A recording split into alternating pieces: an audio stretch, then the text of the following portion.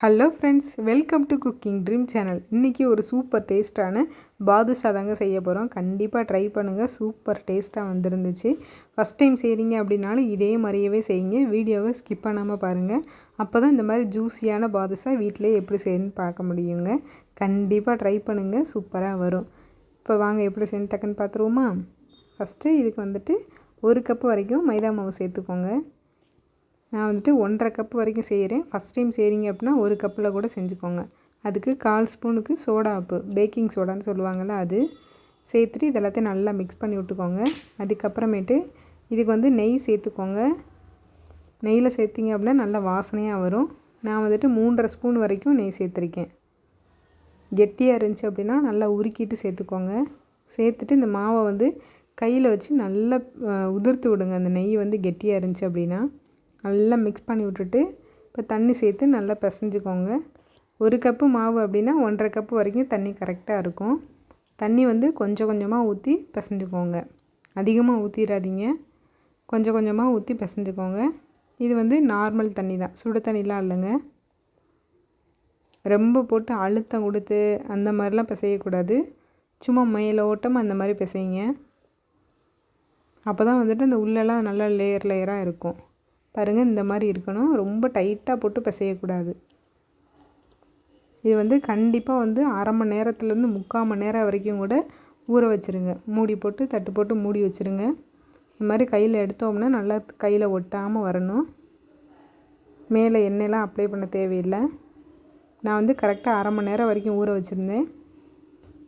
மாவு நல்லா சாஃப்டாக வந்துருந்துச்சு.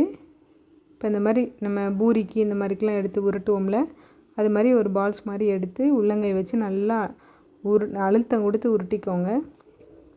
உருட்டிட்டு நம்மளோட பெருவிரலை வச்சு இந்த மாதிரி ஒரு ஓட்டை போட்டிங்க அப்படின்னா சூப்பராக வந்துருங்க. அவ்வளோதான், எடுத்து ஒரு பிளேட்டில் வச்சிட வேண்டியதான். நம்ம வந்துட்டு உளுந்த வடைக்கெலாம் செய்கிற மாதிரி நல்லா ஓட்டை வந்து கொஞ்சம் பெருசாகவே போட்டுக்கோங்க. நீங்கள் ஃபஸ்ட்டே வந்துட்டு உருண்டையாக எடுத்து வச்சுக்கிட்டாலும் பிரச்சனை இல்லை. அப்படி இல்லை அப்படின்னா இந்த மாதிரி எடுத்தும் கூட உருட்டிக்கோங்க. உள்ளங்கை வச்சு நல்லா அழுத்தம் கொடுத்து உருட்டிக்கோங்க. எடுத்து இந்த மாதிரி ஒரு ஓட்டை, அவ்வளோதாங்க.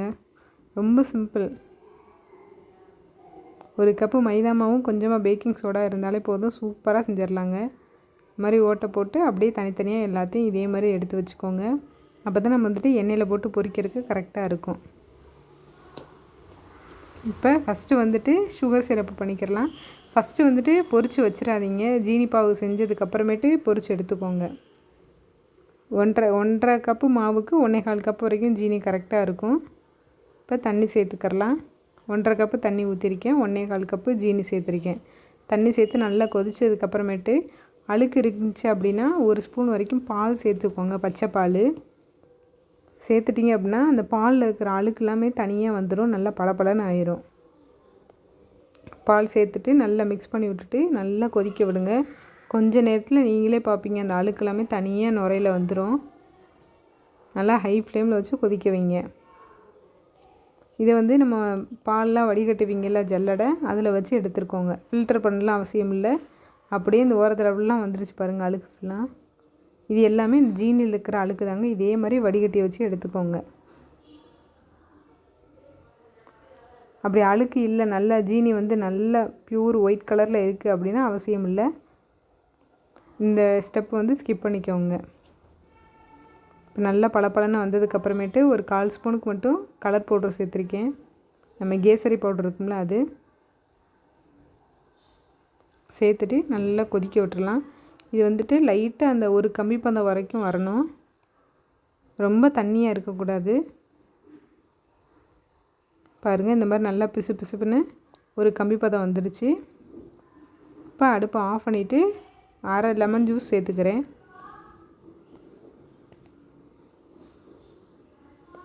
லெமன் ஜூஸ் சேர்த்திங்க அப்படின்னா அது வந்து இந்த ஜீனி பாவு வந்து கெட்டி ஆகாது. நம்ம எப்படி ஆஃப் பண்ணமோ அதே பக்குவத்தில் இருக்கும். இப்போ அடுப்பு ஆஃப் பண்ணிவிட்டு நான் வந்துட்டு லெமன் ஜூஸ் சேர்த்துட்டு நல்லா மிக்ஸ் பண்ணி விட்டுட்டு மூடி போட்டு மூடி வச்சுக்கோங்க, இல்லாட்டா ஆறிடும். நம்ம வந்து பாதுஷா வந்து பொரிச்சதுக்கப்புறமேட்டு உடனே இதில் சேர்த்துறணும். ரொம்ப ஆறிடுச்சு அப்படின்னாலும் லைட்டாக வெது வெதுன்னு ஆனதுக்கப்புறமேட்டு சேர்த்துக்கோங்க.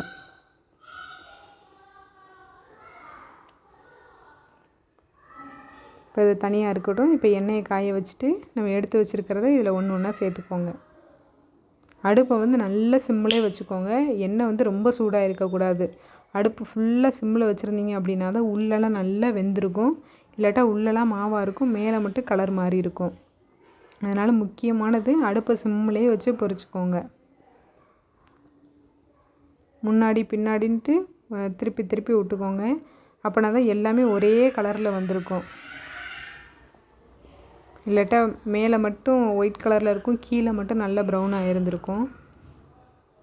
பாருங்கள், இதே மாதிரி நல்லா எல்லாமே ஒரே கலரில் ஒரே மாதிரி பொரிஞ்சு வந்ததுக்கப்புறமேட்டு எடுத்துட வேண்டியதான். நல்லா முன்னாடி பின்னாடின்னு எல்லாத்தையும் திருப்பி திருப்பி விட்டு பொரித்து எடுத்துக்கோங்க.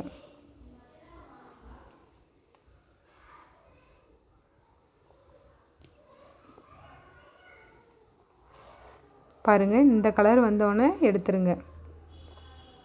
இதுக்கு மேலே இருக்கணும்னு அவசியம் இல்லை. இந்த டைம் வந்து கரெக்டாக இருக்கும். இதே மாதிரி கலர் நல்லா வந்ததுக்கப்புறமேட்டு அடுப்பான சிம்மிலே வச்சு பொரிச்சுக்கோங்க.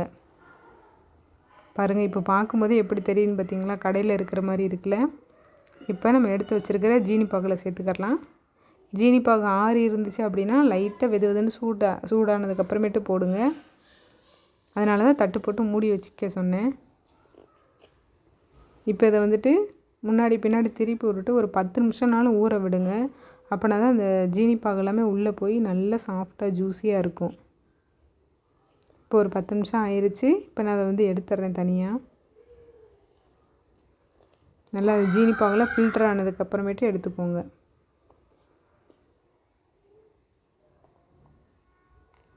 அவ்வளோதாங்க, ஒரு சூப்பரான ஸ்வீட்டுங்க. வீட்டிலே சிம்பிளாக செஞ்சிடலாம்.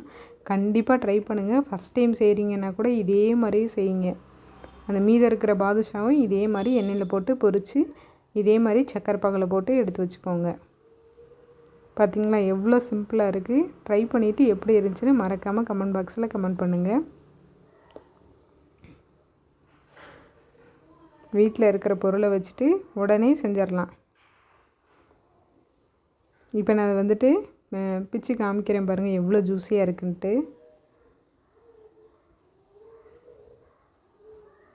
பாருங்கள், நம்ம கடையில் இருக்கிற மாதிரியே இருக்குல்ல. நல்லா சாஃப்டாக இருந்துச்சு. வீடியோ பிடிச்சிருச்சு அப்படின்னா லைக் பண்ணி ஷேர் பண்ணிவிட்டு சேனலை சப்போர்ட் பண்ணி சப்ஸ்கிரைப் பண்ணி வச்சுக்கோங்க. அப்போ தான் இதே மாதிரி இன்ட்ரெஸ்டிங்கான வீடியோஸ்லாம் உடனே வரும். ட்ரை பண்ணுங்கள். தேங்க்ஸ் ஃபார் வாட்சிங். பாய்.